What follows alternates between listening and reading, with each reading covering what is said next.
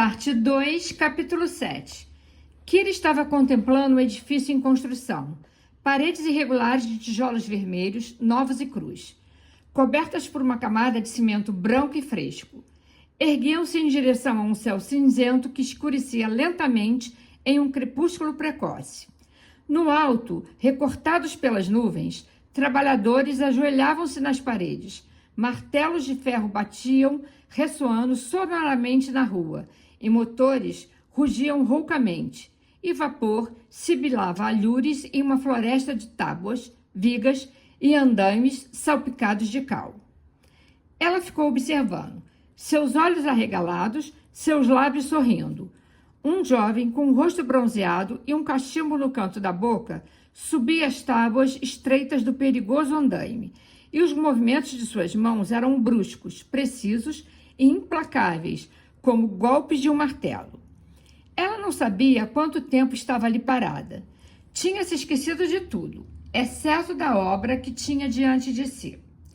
Então, de repente, seu mundo veio retornando para ela, como um choque.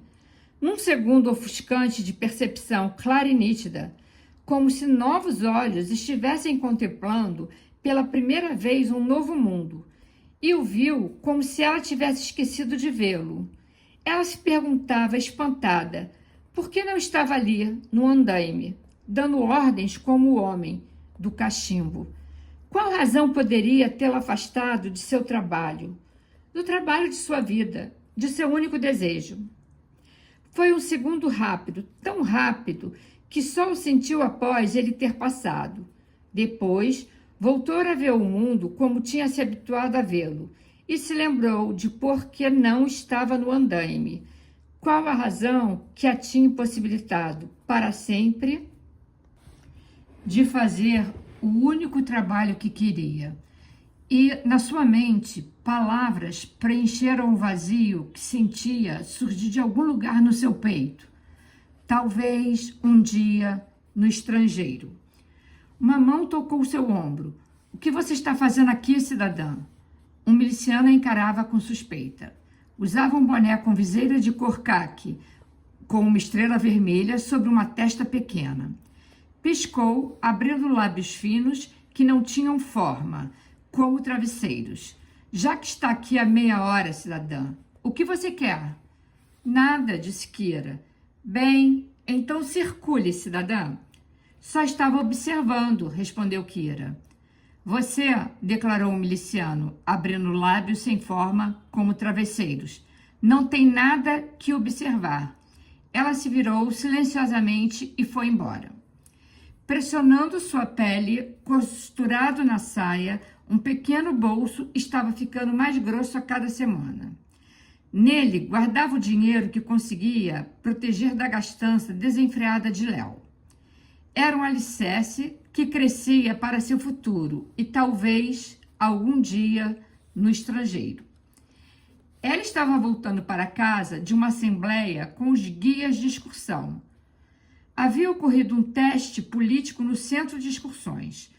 Um homem com a cabeça raspada tinha sentado em um grande escritório e os guias, tremendo e com os lábios pálidos, tinham se apresentado diante dele, um após o outro, e respondido a perguntas com vozes balbuciantes e artificiais.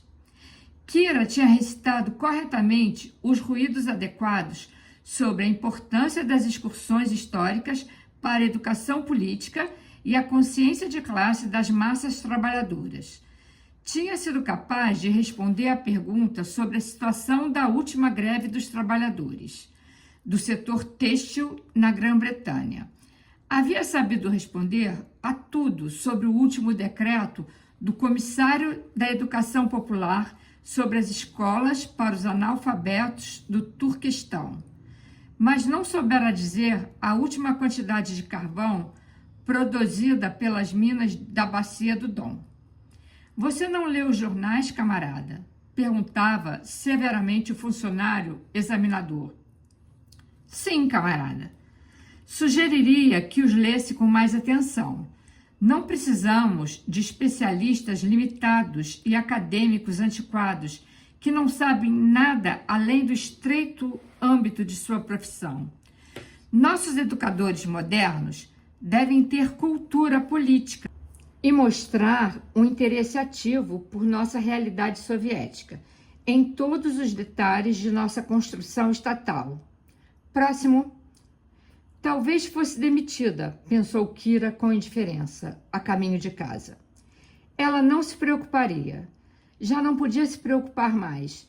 Não se permitia chegar ao estado da camarada Nesterova, uma guia idosa que tinha sido professora de uma escola durante 30 anos. A camarada Nesterova, entre excursões, aulas, clubes e cozinhar para uma mãe paralítica, passava todo o seu tempo lendo jornais, memorizando cada item, palavra por palavra, preparando-se para o exame. A camarada Nesterova precisava desesperadamente do seu emprego. Mas, quando se pôs diante do examinador, não foi capaz de pronunciar uma palavra. Ficou com a boca aberta como uma estúpida, sem emitir nenhum som, e caiu de repente, aos gritos, com lágrimas histéricas. Tiveram que tirá-la da sala e chamar uma enfermeira. Riscaram o nome da camarada Nesterova da lista dos guias de excursão. Kira já se esquecera do exame quando chegou em casa. Estava pensando em Léo.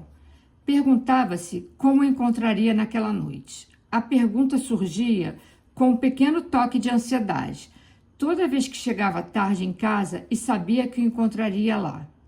Ele saía de manhã, sorridente, alegre e cheio de energia, mas ela nunca sabia o que esperar no fim do dia. Às vezes, ela o encontrava lendo um livro estrangeiro, mal respondendo às suas saudações. Recusava-se a comer, rindo friamente de vez em quando dos claros confins de um mundo tão distante dos deles. Às vezes, ela o encontrava bêbado, cambaleando pela sala, rindo amargamente, rasgando notas de dinheiro diante de seus olhos, enquanto ela falava do dinheiro que ele havia gastado. Às vezes, ela o encontrava falando de arte com Antonina Pavlovna, bocejando como se não ouvisse suas próprias palavras. Às vezes, raramente, ele sorria para ela, com os olhos jovens e claros, como tinham sido tempos atrás, em seus primeiros encontros, e colocava dinheiro em suas mãos e sussurrava: esconda-o de mim, para fugir. Para a Europa. Fugiremos, algum dia. Se puder me impedir de pensar, até lá, se pudéssemos apenas não pensar. Ela tinha aprendido a não pensar. Só se lembrava de que ele era Léo e que ela não tinha vida além do som de sua voz, dos movimentos de suas mãos e dos contornos de seu corpo, e que tinha que ficar de guarda entre ele e aquele algo imenso, inominável, que se aproximava lentamente dele e que já tinha engolido muitos. Ficaria em guarda e nada mais importava. Nunca pensava no passado. O futuro, ninguém ao seu redor pensava no futuro. Nunca pensava em Andrei. Nunca se permitia perguntar como seriam os dias, talvez os anos que ainda lhe restavam. Sabia que tinha ido muito longe e não podia voltar atrás. Era sábia o bastante para saber que não podia abandoná-lo. Era corajosa o bastante para não tentar. Ao evitar um golpe que Andrei não poderia suportar, ela o estava pagando silenciosamente pelo que ela fizera. Certo dia, teve a vaga sensação de que teria que quitar a dívida. O dia quando, talvez, pudesse comprar passagens para o estrangeiro, para Léo e ela. Então, poderia pôr um fim nisso sem hesitar, já que Léo precisaria dela. Então, Léo estaria salvo e nada mais importava. Kira, uma voz alegre, a chamou do banheiro quando ela entrou no quarto. Léo saiu, uma toalha na mão, nu da cintura para cima, sacudindo gotas de água de seu rosto, retirando o cabelo da testa, sorrindo. Fico feliz que tenha voltado, Kira. Detesto chegar em casa e não encontrar você aqui. Parecia recém-saído de um riacho em um dia quente de verão, e se podia quase ver o brilho do sol nas gotas de água em seus ombros. Movia-se como se todo seu corpo fosse uma vontade viva, ereta, arrogante e imponente. Uma vontade e um corpo que não se poderia curvar porque nascera sem a capacidade de conceber o curvamento. Ficou parada, temendo se aproximar, por medo de destruir um dos raros momentos em que Léo parecia o que poderia ter sido, o que nasceu para ser. Ele se aproximou dela e suas mãos se fecharam sobre o pescoço dela, jogando a cabeça dela para trás para unir seus lábios aos dele. Havia uma ternura desdenhosa em seu gesto, e uma ordem, e uma fome. Ele não era um amante, mas o senhor de uma escrava. Os braços dela ao redor dele, a boca dela bebendo as gotas brilhantes da pele dele. Ela sabia a resposta, o motivo de todos os seus dias, tudo que tinha que suportar e esquecer naqueles dias, o único motivo de que ela precisava. Irina visitava Kira de vez em quando, nas raras noites que conseguia sair de seu trabalho no clube. Dava gargalhadas, espalhava cinzas de cigarro por todo o quarto, contava as últimas e mais perigosas anedotas políticas e desenhava caricaturas de todos os seus conhecidos na toalha de mesa branca. Mas nas noites em que Léo estava ocupado no comércio, quando Kira e Irina sentavam-se sozinhas diante da lareira acesa, Irina nem sempre ria. Às vezes, ficava sentada em silêncio por longos minutos, e quando erguia a cabeça e olhava para Kira, seus olhos pareciam confusos, suplicando por ajuda. Depois sussurrava, olhando para o fogo. Kira, eu tenho medo. Não sei o porquê. É só às vezes, mas tenho muito medo. O que vai acontecer conosco? Isso é o que me assusta. Não a pergunta em si, mas que é uma pergunta que não se pode fazer a ninguém. Se a fizer e observar as pessoas, verá nos olhos delas e saberá que sentem o mesmo medo, e não pode questioná-las sobre isso. Mas, se o fizesse, não poderiam explicá-lo tampouco. Sabe, todos nós nos esforçamos tanto para não pensar no dia seguinte, às vezes nem na hora seguinte. Sabe em que acredito? Acredito que eles estão fazendo isso deliberadamente. Eles não querem que pensemos. É por isso que temos que trabalhar tanto. E como ainda nos resta tempo, após termos trabalhado o dia todo e permanecido em algumas filas, temos que participar de atividades sociais e depois dos jornais. Sabe que quase me despediram do clube na semana passada? Fui questionada sobre os novos poços petrolíferos perto de Baku e eu não sabia nada disso.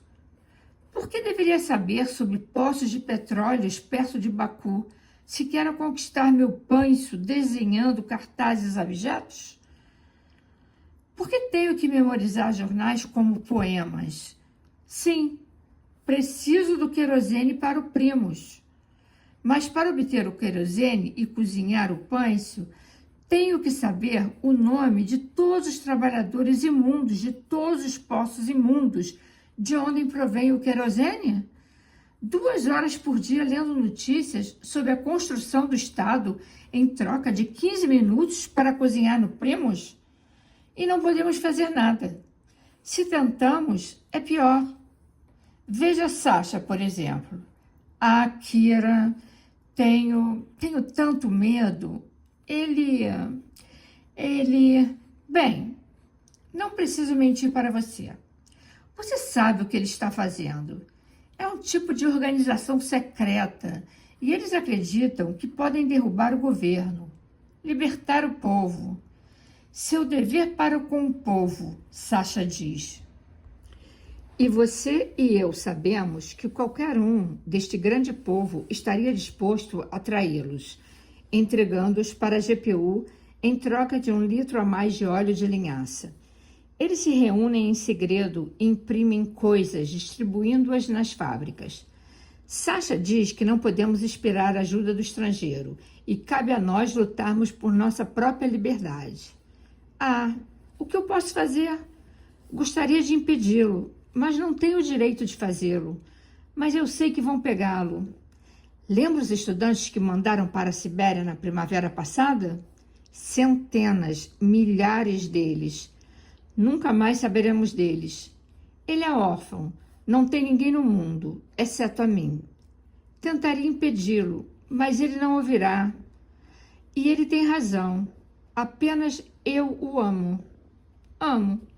E irá para a Sibéria algum dia. E para quê, Kira? Para quê? Sasha Chernov dobrou a esquina de sua rua, correndo para chegar em casa.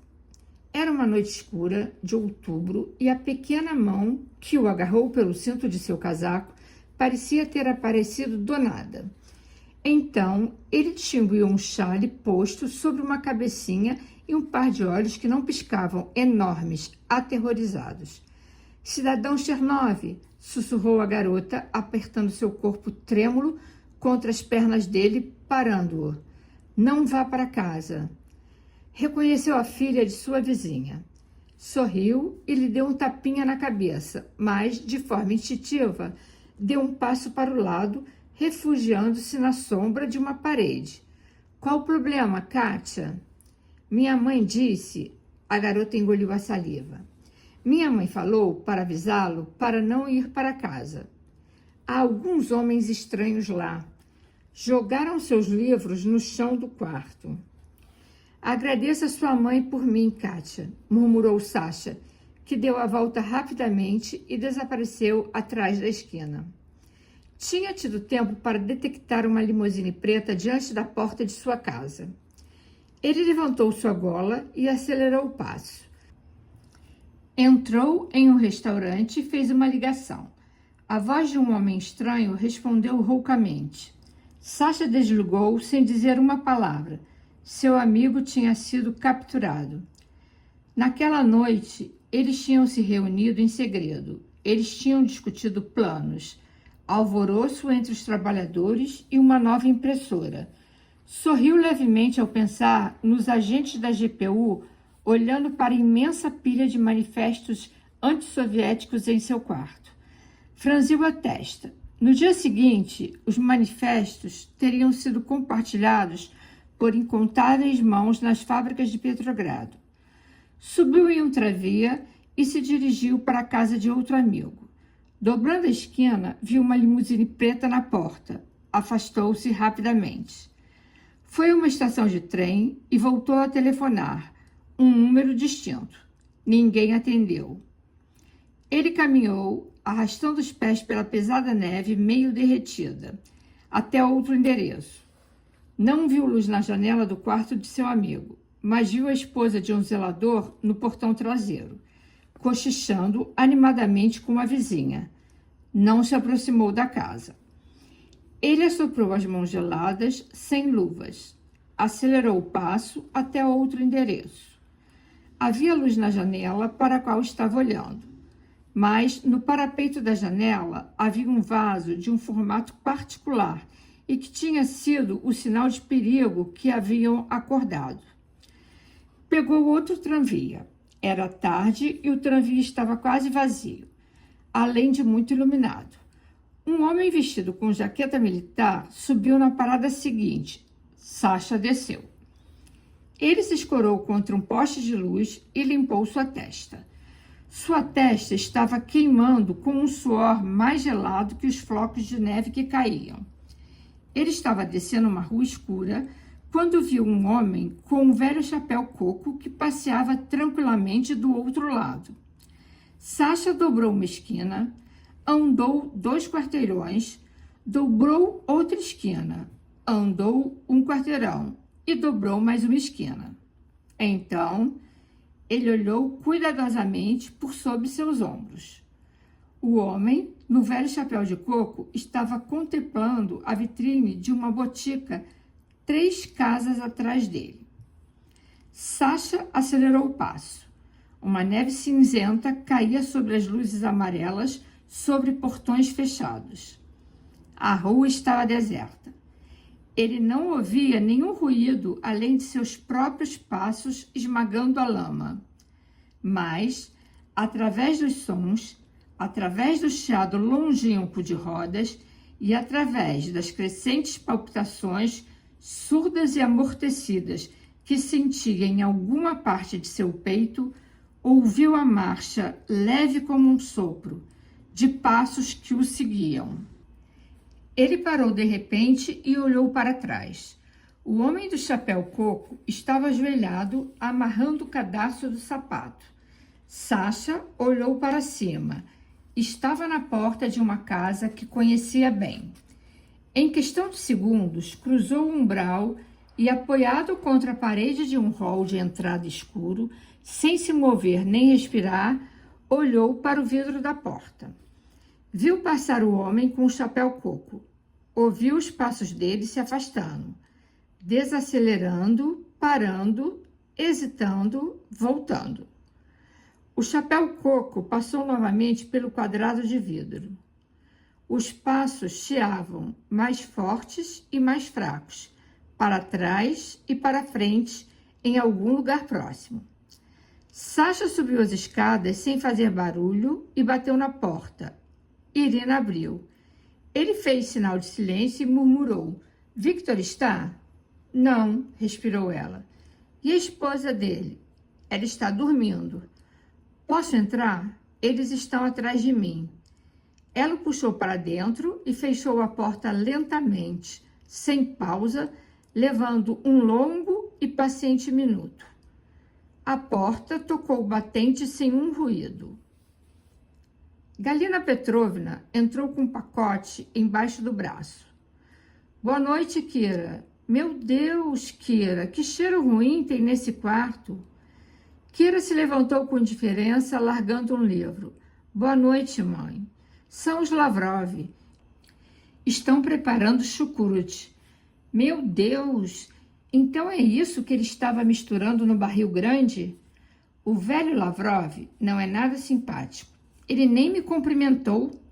E, afinal, somos parentes, de certa forma." Atrás da porta, um remo de madeira mexia um barril de repolho. A esposa de Lavrov suspirou monotonamente. "Pesados são os nossos pecados. Pesados são nossos pecados."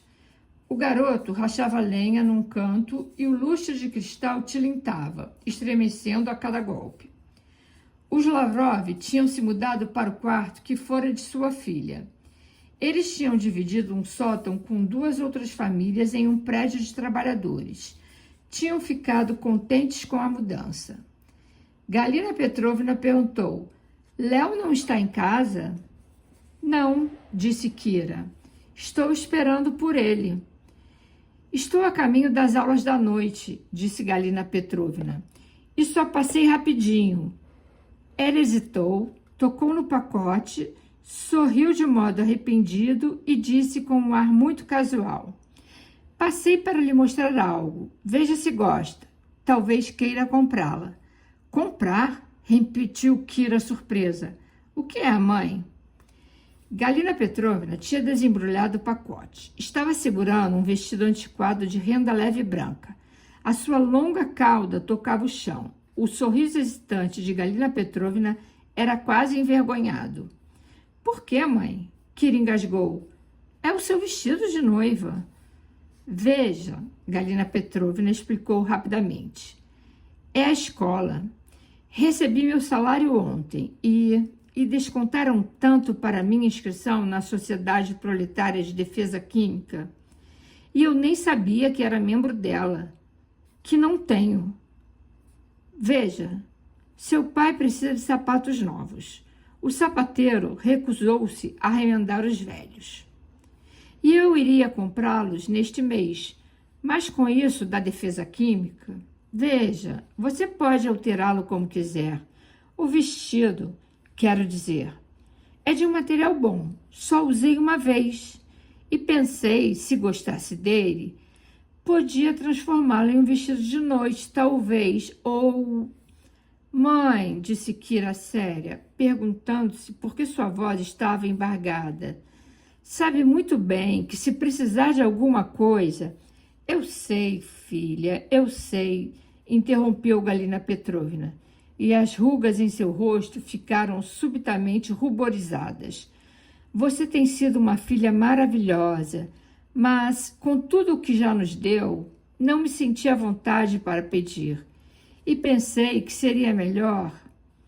Mas, se não gosta do vestido... Sim, disse Kira resoluta. Gosto dele, quero comprá-lo, mãe. Não preciso dele mesmo, murmurou Galina Petrovna, e não me importo de forma alguma. Eu queria mesmo comprar um vestido de noite de qualquer forma, mentiu Kira. Ela pegou sua carteira. Estava estufada, abarrotada, explodindo de notas novinhas em folha.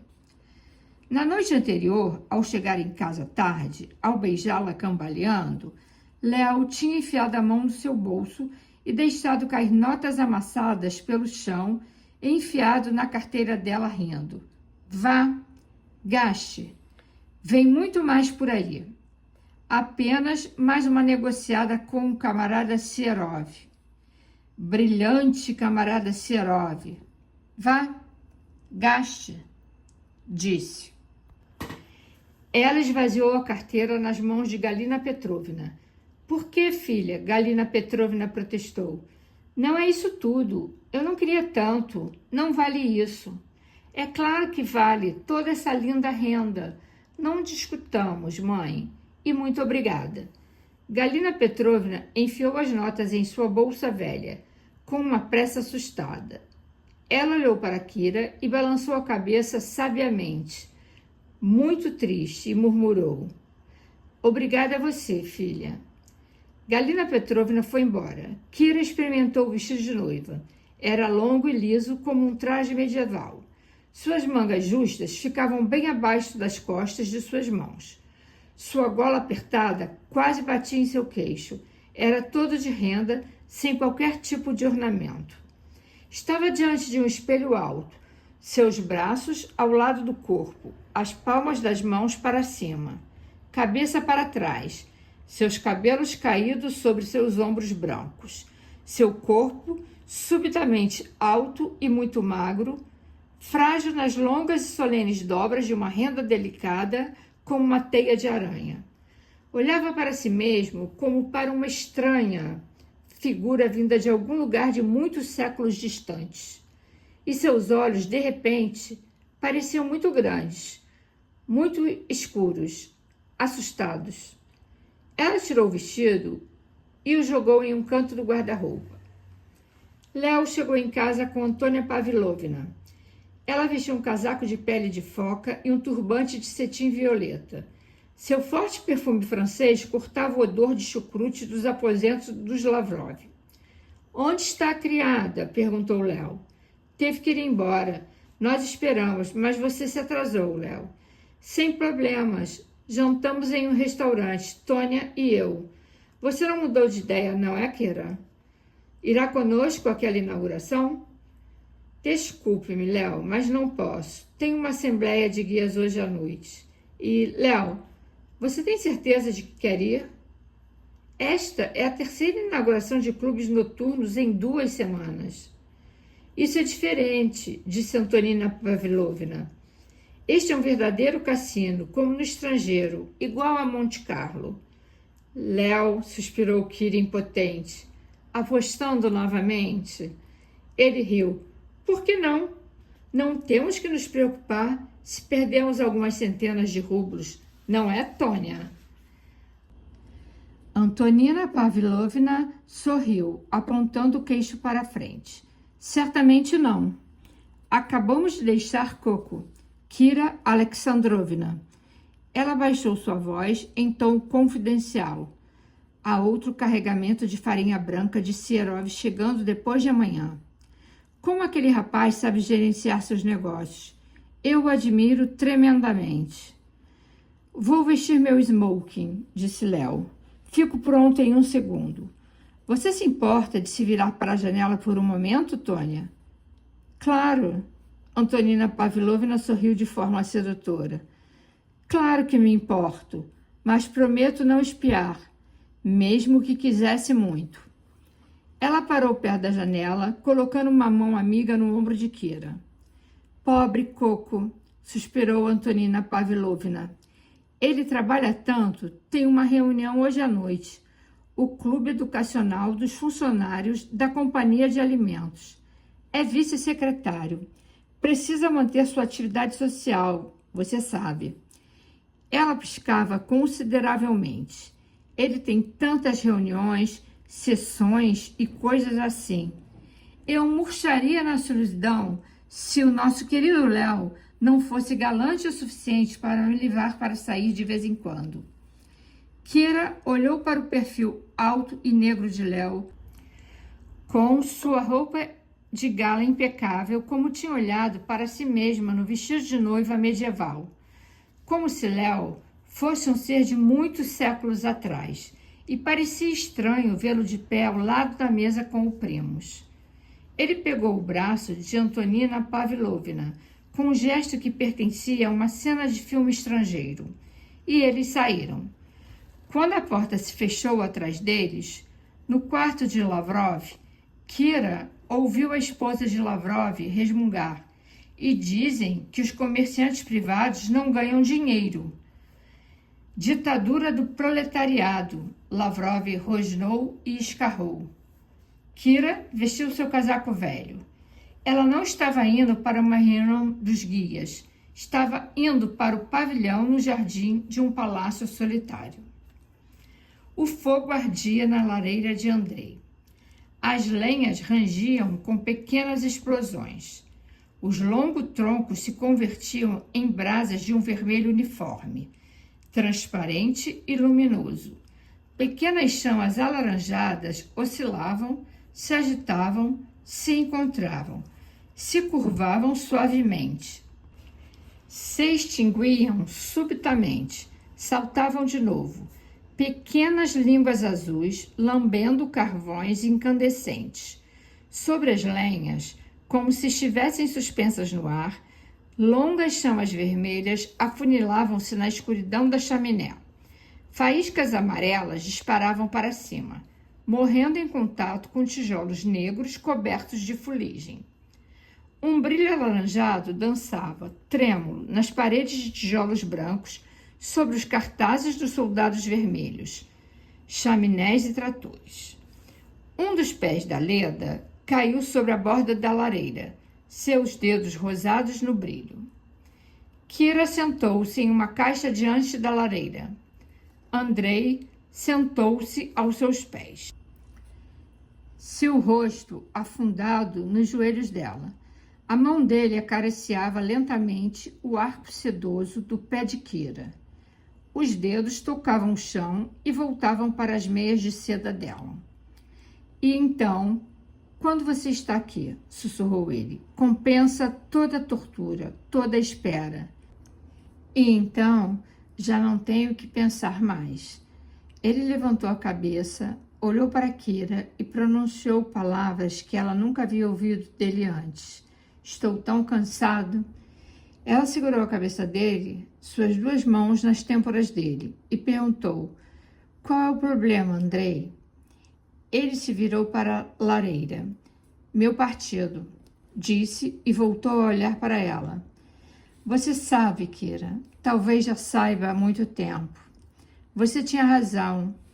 Talvez tenha razão sobre muitas coisas sobre as quais tentamos não discutir. Ela murmurou. Andrei, quer discutir isso comigo? Não quero machucá-lo. Você não consegue me machucar. Você não acha que posso ver tudo por mim mesmo? Não acha que sei em que se transformou nossa grande revolução? Fuzilamos um especulador e centenas deles contratam carruagens em Nevsk toda noite. Arrasamos povoados até o chão. Metralhamos fileiras de campesinos que, enlouquecidos pela miséria, matam um comunista.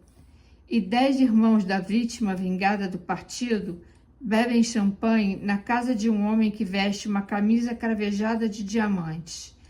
De onde ele tirou os diamantes? Quem paga o champanhe? Não investigamos isso a fundo. Andrei, você já pensou que foi você, seu partido, que levaram os que vocês chamam de especuladores a fazerem o que estão fazendo? Porque não lhes restou outra opção? Eu sei disso. Queríamos elevar os homens ao nosso nível, mas os homens que governamos não crescem. Eles se encolhem. Estão encolhendo-os a um nível jamais atingido por nenhuma criatura humana. E nós estamos deslizando lentamente para o nível deles. Estamos desmoronando como um muro, um por um. Kira, nunca tive medo. Agora tenho. É uma sensação estranha. Tenho medo de pensar. Porque às vezes penso que talvez nossos ideais não obtiveram outro resultado. Isso é verdade. A culpa não está nos homens, mas na natureza de seus ideais. E eu... Não, Andrei, não vou falar disso. Gostaria de poder ajudá-lo. Mas de todas as pessoas, sou aquela que menos pode te ajudar. Você sabe disso. Ele riu suavemente. Mas você está me ajudando, Kira. É a única pessoa no mundo inteiro que está me ajudando. Por quê? Ela sussurrou. Porque, não importa o que aconteça, ainda tenho você. Porque não importa a ruína humana que vejo ao meu redor, ainda tenho você. E porque, em você, ainda posso ver o que um ser humano pode ser. Andrei, sussurrou ela, você tem certeza de que me conhece? Ele murmurou, seus lábios na mão dela, de modo que Kira ouvia as palavras como se elas as estivesse juntando, uma a uma, no côncavo de sua palma. Kira, o mais elevado de um homem, não é seu Deus. É aquilo em seu interior que sabe a veneração devida a um Deus. E você, Kira, é o que eu mais venero. Sou eu, sussurrou uma voz atrás da porta. Marisha. Deixe-me entrar, Irina. Irina abriu a porta com cautela. Insegura, Marisha estava na porta com uma barra de pão na mão. Toma, murmurou. Trouxe-lhe algo para comer, para os dois. Marisha, gritou Irina. Fique quieta, sussurrou Marisha, com um olhar temeroso para o corredor. Claro que sei, mas não se preocupe. Minha boca é um túmulo. Aqui, tome. É meu pão de pão. Ninguém perceberá. Sei que você não comeu nada no café nesta manhã, mas você não pode continuar assim. Irina pegou pelo braço, puxou-a para seu quarto, fechou a porta e riu histericamente. Veja. Ah, Marisha, não esperava que você... Seu cabelo cobria um dos olhos, o outro estava cheio de lágrimas. Marisha sussurrou. Sei como é. Maldita seja. Você o ama. Bem, eu oficialmente não sei de nada, então não tenho nada a dizer se me perguntarem. Mas, pelo amor de Deus, não o mantenha aqui por muito tempo. Não estou tão segura sobre Victor. Você acha que ele suspeita? Não sei. Ele está agindo de forma estranha. E se ele souber, tenho medo dele, Irina. Sasha só ficará até a noite de hoje, sussurrou Irina. Ele vai embora hoje à noite. Tentarei vigiar Victor por você. Marisha, não sei como lhe agradecer. Que diabos? Não há por que chorar. Não estou chorando. Eu não dormi por 2 noites e... Marisha, você é tão... Eu lhe agradeço muito e... Ah, sem problemas. Bem, até logo. Não vou ficar por aqui. Quando fechou a porta, Irina ouviu com cautela até que os passos de Marisha se extinguiram no corredor. Então, ficou ouvindo outros ruídos, tremendo. A casa estava em silêncio. Trancou a porta, cruzou o quarto na ponta dos pés, entrando sem ruído no pequeno armário de armazenamento que se abria ao lado de sua cama. Sasha estava sentado em um baú velho dentro do armário, observando um pardal atrás da vidraça empoeirada, no parapeito de uma pequena janela acima, sob o teto. Irina, murmurou ele, seus olhos na janela. Acho que é melhor eu ir agora. Ah, nem pensar. Não vou permitir. Ouça, já estive aqui por 2 dias. Não era a minha intenção. Desculpe-me por ter recorrido a você. Se algo ocorrer, sabe o que fariam contigo por isso? Se algo acontecer contigo, sussurrou ela, rodeando com seu braço os grandes e curvados ombros dele. Já não me importarei com o que fizerem comigo. Eu já esperava por isso, mas eu não quero arrastá-la para isso. Ouça, nada vai acontecer. Tenho sua passagem para Baku. E as roupas, Victor tem uma festa do partido hoje. Escaparemos sem perigo. E, de qualquer forma, você não pode ir agora, em plena luz do dia. A rua está vigiada. Quase preferiria ter sido capturado sem jamais ter vindo aqui. Irina, eu sinto muito. Querido, estou muito feliz. Ela riu silenciosamente. Eu realmente acho que salvei você. Eles prenderam todos de seu grupo. Eu arranquei isso do Victor. Todo mundo, menos você. Mas se... Agora estamos a salvo. Só mais algumas horas de espera. Ela se agachou em uma caixa ao seu lado, deixando sua cabeça cair sobre o ombro dele, retirando o cabelo de seus olhos febris e brilhantes. Então, quando você chegar no estrangeiro, não se esqueça de me escrever logo no primeiro dia. Sim, logo no primeiro. Claro, disse ele, amuado. Então, buscarei uma forma de sair. Imagine, o estrangeiro. Iremos a um clube noturno e você ficará tão esquisito em traje de gala. Na verdade, penso que os alfaiates se negarão a vesti-lo. Provavelmente, disse ele, tentando sorrir. E veremos as garotas dançando com roupas esquisitas, como as que eu desenho. E pense, poderei conseguir um emprego desenhando figurinos, trajes e cenários. Chega de cartazes. Nem mais um cartaz. Não desenharei outro proletário enquanto viver. Assim espero. Mas, sabe, devo advertir-lhe, sou uma péssima dona de casa. De verdade, será impossível viver comigo. O seu filé do jantar estará queimado. É claro, jantaremos filé todos os dias. Suas meias não estarão remendadas e não poderá reclamar. E se tentar, pobre criatura delicada e indefesa, eu te matarei a pauladas.